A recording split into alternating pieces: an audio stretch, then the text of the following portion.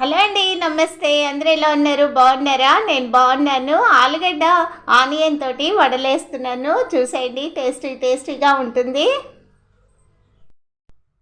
ముందుగా 4 ఆలుగడ్డలు తీసుకొని కుక్కర్ గిన్నెలో పెట్టుకోవాలండి.